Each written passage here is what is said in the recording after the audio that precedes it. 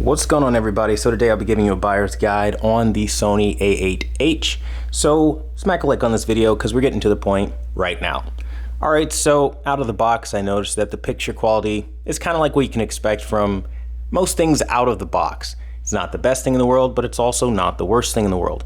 Reflection handling is not a mirror. It's not like a super reflective surface, but again, at the same time, you're not exactly experiencing this matte finish that's diffusing all reflections or anything in your environment. So something to think about.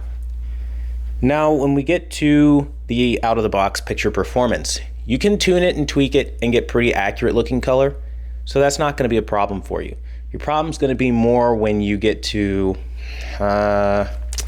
I want to say looking for the reference accurate type stuff, being a stickler, a pixel peeper, that kind of stuff's not going to go over very well on this particular television. You are going to need to do a calibration for that. After calibration, image quality is beautiful, colors get vibrant and glorious. Motion is not the best thing in the world. There are a bit of artifacts in motion, though you can always disable motion processing, but be advised that creates more judder. Now, the black levels aren't crushing. You have tons of shadow detail, which is great, and the gray uniformity doesn't have any major problems that I noticed. You do still have some vertical banding on 5% near black, but it's not as bad as I've noticed on LG OLED displays particularly. So even though this is an LG panel, Sony's processing and algorithmic programming is presenting a better result for the image quality. Keep in mind that the brains of the image is going to be dictated by the chipset. So that's where the big differences between the two displays come in. Now, as far as color looks really good on this display, as I mentioned, but this year the highlights are the king. So because of the new adjustment to the highlights, you have the pixel booster technology to be specific, you're getting a lot more highlights, and that's really your big takeaway here. You have less picture preset options to get stuff done, but most people probably won't care. I mean, honestly guys, if you're coming from something like a 12-year-old TV, anything's an upgrade to you, so honestly I wouldn't listen to a word I'm saying because you probably won't care very much. You'll probably find it nitpicky or find it to be whining, but the reality is if you're holding it to last year's standard, there are some things that went amiss, and I think for the price point, you can't really justify paying this kind of money for something that's not offering you that much more.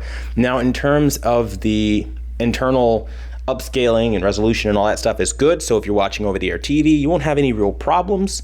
The weight of the TV isn't incredibly heavy like, something like LG OLED.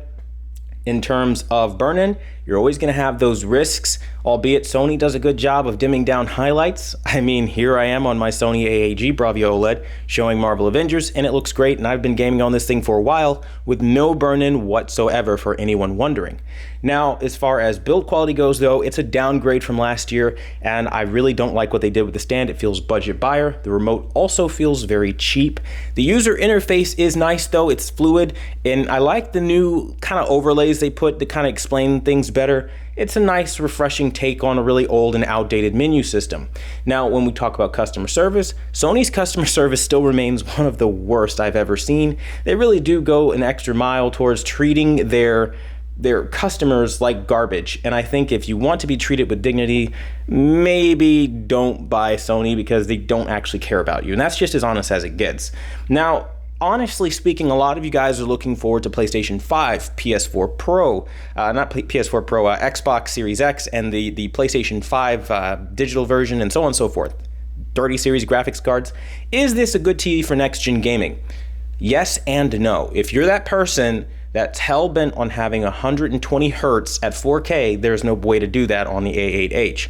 However, if you're somebody that only is looking for 4K 60 gaming and you want to take advantage of, ray tracing and all that other stuff, like, you can still do that on this TV. That's still something that's going to happen.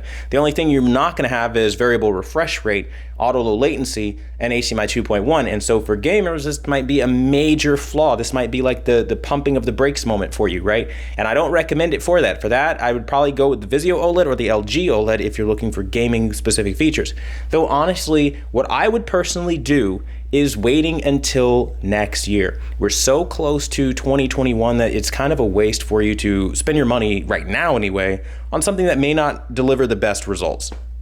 Now, Honestly speaking, like I was saying, if you're coming from an old TV, anything's going to be an upgrade to you and you're not really going to care what I'm saying. So again, that's a disclaimer. Disclaimer, disclaimer. You will not be happy with what I'm saying here if you're just somebody looking for an upgrade to your already outdated TV. But if you're somebody looking to take advantage of the absolute pinnacle of image quality, and that's why you're paying these thousands and thousands of dollars to try to get nice picture quality, at least when you're looking at this particular model at a 65-inch, I think you'd be better off waiting.